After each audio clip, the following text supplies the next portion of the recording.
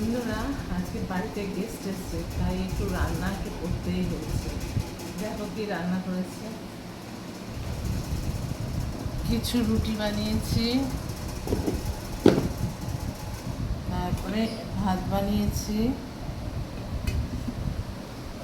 ডাল সেদ্ধ করেছি, আলু ভাজা করেছি, বেগুন বড়ি দিয়ে একটা ভর্তা বানিয়েছি,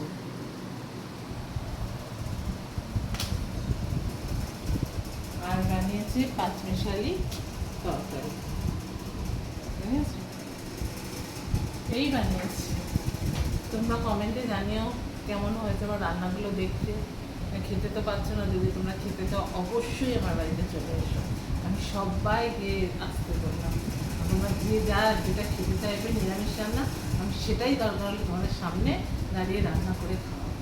ঠিক আছে বন্ধুরা, শুভরাত্রি, টাটা।